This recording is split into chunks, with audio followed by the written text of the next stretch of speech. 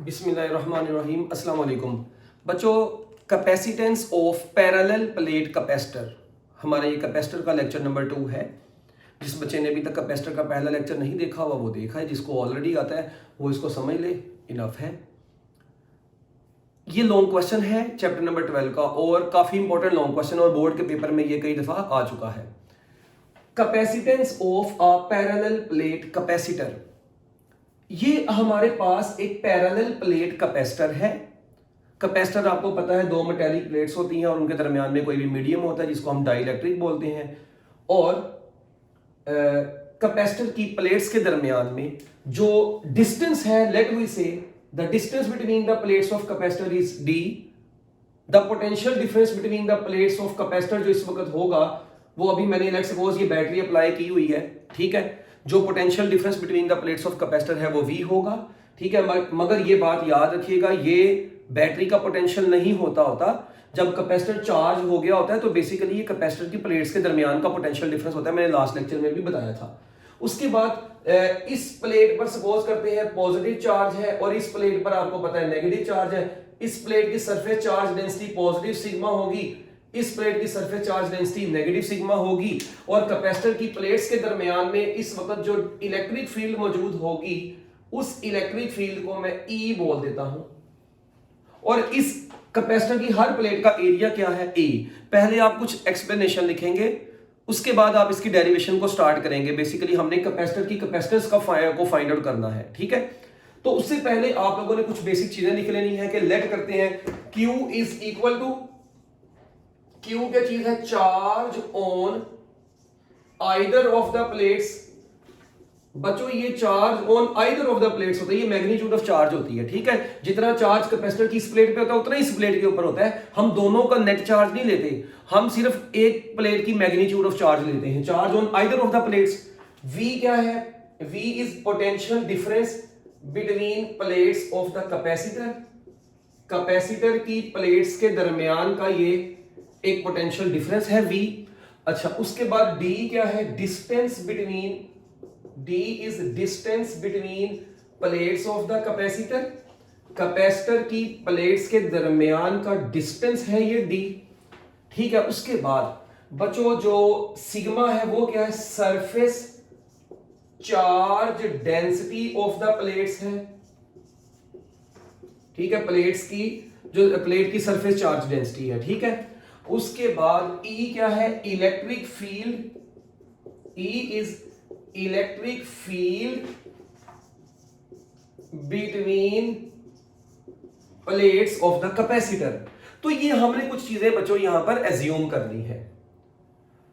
हमने करना क्या है, पैरेलल प्लेट कैपेसिटर की कैपेसिटेंस निकालनी है। हम एक काम करते हैं, अभी लेट वी से मैं कहता हूं if medium between the plates of the capacitor is air और वैक्यूम। हम दो केसेस में इसकी कैपेसिटेंस निकालने जाएंगे। पहला हम केस करेंगे if medium between the plates, if medium between the plates is air या फिर बच्चों वैक्यूम। अगर प्लेट्स के दरमियान में एयर या वैक्यूम एज अ डाइलेक्ट्रिक होगा तो उस वक्त क्या होगा, अभी देखें कैपेसिटर की प्लेट्स के दरमियान में एयर मौजूद है या वैक्यूम, तो मैं लिख सकता हूं C vacuum is equal to, C का देसी फार्मूला क्या होता है, Q ओवर V। ये तो आपने बचपन में भी पढ़ा हुआ है, Q ओवर V। तो मैं इसको इक्वेशन नंबर 1 बोल देता हूं। अगर मैंने ये कैपेसिटेंस निकालनी है, इसका मतलब मुझे यहां पर Q की वैल्यू भी निकालनी पड़ेगी, मुझे यहां पर V की वैल्यू भी निकालनी पड़ेगी। तो मैं सबसे पहले अब क्या मालूम करने जा रहा हूं, ऐसे ही आपने पेपर में हेडिंग्स बनाकर लिखना है। हम सबसे पहले अब Q और V मालूम करेंगे। अच्छा, अब Q का फार्मूला तो आपने पढ़ा हुआ है, क्योंकि यहां पर एरिया भी है, सरफेस चार्ज डेंसिटी भी है, तो हमारे लिए चार्ज निकालना कोई मुश्किल चीज नहीं है। By using the relation of surface charge density sigma is equal to Q over A, तो Q इज इक्वल टू आ जाएगा सिग्मा A। वो तो मैंने यहां से बड़ी आसानी से कैलकुलेट कर दिया, ठीक है। अब उसके बाद हमने V निकालना है। फिर हम अब देखिए Q निकाल लिया, अब क्या निकालना है, V।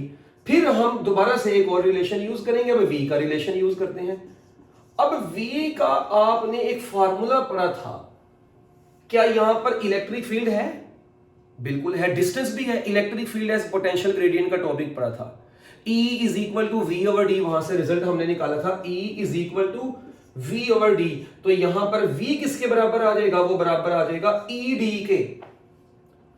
ये V आ गया बच्चों हमारे पास, मगर अब ये E यहां पर क्या चीज है, अभी ये V तो अधूरा है क्योंकि यहां पर हमें कैपेसिटर की प्लेट्स के दरमियान की इलेक्ट्रिक फील्ड निकालनी पड़ेगी।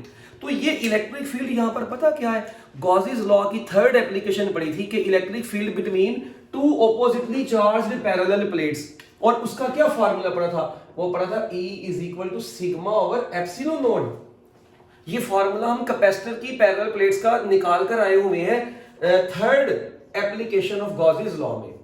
ये हमने कहां पर निकाला था, third application of Gauss's law में हमने ये फार्मूला कैलकुलेट किया था कि E is equal to sigma divided by epsilon naught. Epsilon बोलते हैं इसको, ये भी याद रखिएगा, ठीक है, EPSILON। तो अगर मैं यहां पर पुट कर दूंगा तो V is equal to sigma over epsilon naught into D, ये हमारे पास बच्चों V का फार्मूला भी आ गया। हम अब इन दोनों फार्मूलाज को कहां पर पुट करने जा रहे हैं, पुट इन इक्वेशन नंबर 1। अब मैं जैसे ही इस फार्मूले को इक्वेशन नंबर 1 में पुट करूंगा तो capacitance in the presence of air या वैक्यूम बराबर आ जाएगी, Q का फार्मूला है सिग्मा A और V की जगह पर आ गया sigma D over epsilon not. तो क्या ये बच्चों सिग्मा इस सिग्मा से कट गया, ये एप्सिलॉन नॉट नीचे डिवाइड हो रहा है, ऊपर जाकर मल्टीप्लाई हो जाएगा, तो C vacuum is equal to आ गया A epsilon not over D।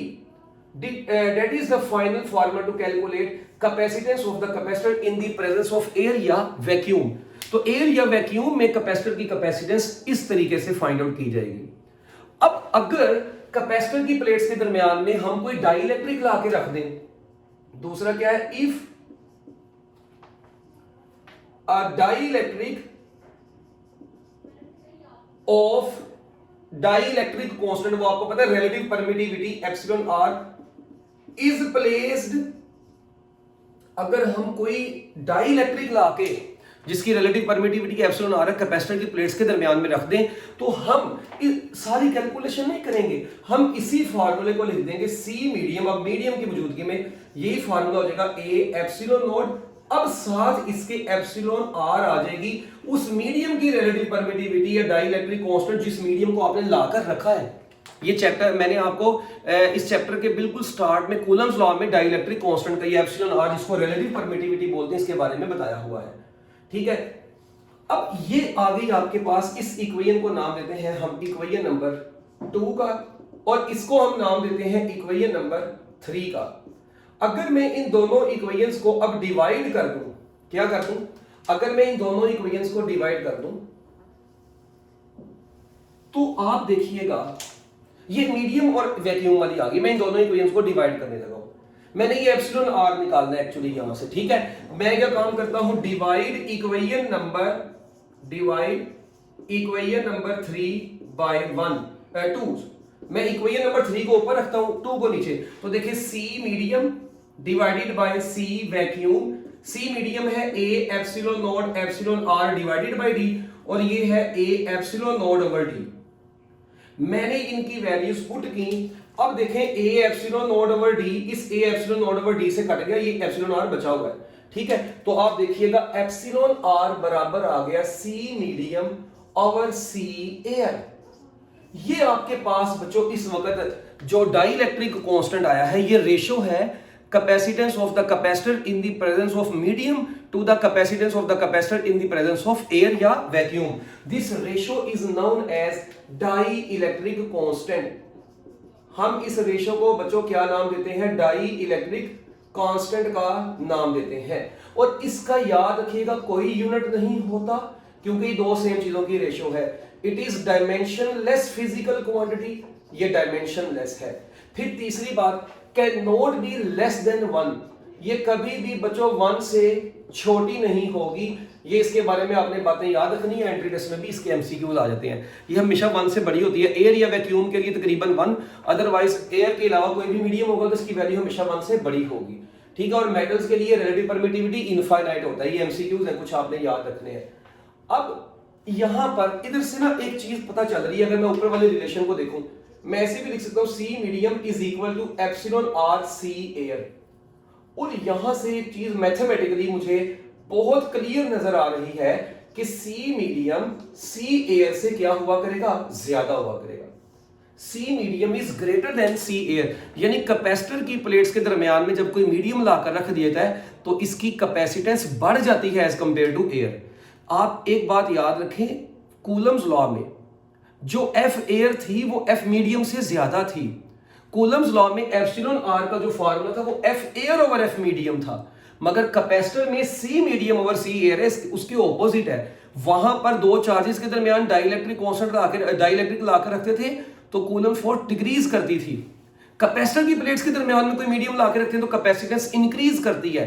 अब इसकी तो मैथमेटिकल रीजन तो आपने देख ली कि सी मीडियम सी एयर से एप्सिलॉन आर टाइम्स ज्यादा है, मगर अभी इसकी एक्चुअल रीजन क्या है, वो है electric polarisation of dielectric. जो हम डाई इलेक्ट्रिक लाकर रखते हैं कैपेसिटर की प्लेट्स के दरमियान में, यहां पर उसकी इलेक्ट्रिक पोलराइजेशन हो जाती है, वो इंशाल्लाह हम अपने नेक्स्ट टॉपिक में पढ़ेंगे।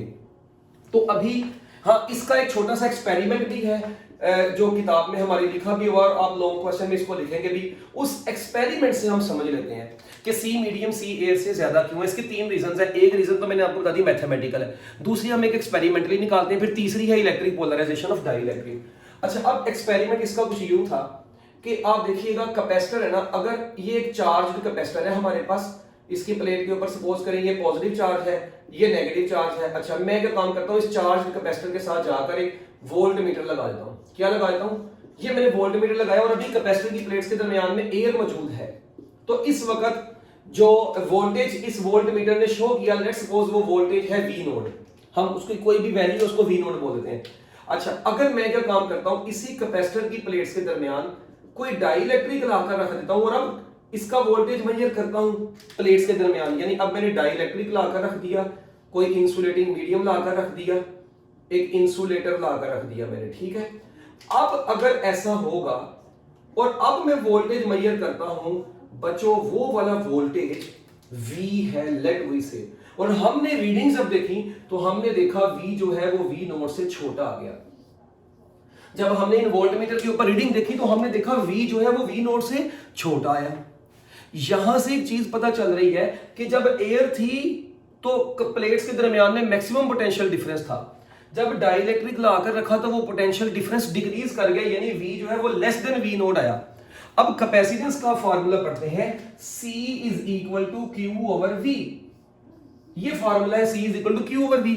अब Q कैपेसिटर की प्लेट्स का जो चार्ज है वो क्या रहता है, कैपेसिटर का नेट चार्ज तो जो है वो कांस्टेंट ही रहता है ना, ठीक है। तो ये चार्ज तो चेंज नहीं हो रहा, तो C का V के साथ इनवर्स रिलेशन है, और यहां से क्लियरली नजर आ गया कि जिसका वोल्टेज कम होगा उसकी कैपेसिटेंस ज्यादा हो जाएगी। तो मुझे बताएं, मीडियम वाला वोल्टेज कम नहीं आया था, तो जिसका वोल्टेज कम कैपेसिटेंस ज्यादा, इसका मतलब मीडियम की मौजूदगी वाली जो कैपेसिटेंस होगी वो एयर वाली से क्या हो जाएगी, ज्यादा हो जाएगी, क्योंकि मीडियम वाला वोल्टेज एयर वाले वोल्टेज से कम है, तो मीडियम वाली कैपेसिटेंस जो होगी वो एयर वाली कैपेसिटेंस से ज्यादा होगी इनवर्स रिलेशन की वजह से। तो ये एक एक्सपेरिमेंट आप लोगों की किताब में उसने लिखा होगा, आप इसको अच्छे तरीके से पढ़ सकते हैं। तो अगर आपको ये बोर्ड के पेपर में लॉन्ग क्वेश्चन में आता है, सबसे पहले आप ये डायग्राम बना देंगे कि किसी का दिल करे कैपेसिटर की डेफिनेशन लिख देनी है लिख दें, वरना कोई मसले वाली बात नहीं है। डायग्राम बनाएं, ये थोड़ी सी इसके बारे में आगे ये पॉइंट्स लिखें कुछ, उसके बाद आप ऐसे मीडियम अगर एयर हो तो उसकी कैलकुलेशंस करके निकाल लें सी वैक्यूम, फिर डाइइलेक्ट्रिक की मौजूदगी में निकालें, उसके बाद उसकी रेशियो जो आएगी ये डाइइलेक्ट्रिक कांस्टेंट होगी, फिर इसको आपने डाइइलेक्ट्रिक कांस्टेंट की हेडिंग बना के इसकी डेफिनेशन लिखनी है। जब आप डेफिनेशन लिख लेंगे उसके बाद आप लोगों ने ये बातें अगर लिखनी होगी लिख देना, फिर आप लोगों ने बताना है कि C medium is greater than C air, mathematically बता देना है और बाय एक्सपेरिमेंट बता देना है, और बच्चों आप लोगों ने अपना टॉपिक यहाँ पर एंड कर देना है, और इंशाल्लाह आपको 5 में से 5 नंबर पूरे मिल जाएंगे। तो अब इंशाल्लाह हम नेक्स्ट लेक्चर में इसकी रीजन देखेंगे कि कैपेसिटर की कैपेसिटेंस किसी मीडियम की मौजूदगी में कैसे बढ़ती है। ओके, तो अभी तक के लिए जितना हमने पढ़ लिया है यही लॉन्ग क्वेश्चन था। Best of luck, Allah Hafiz.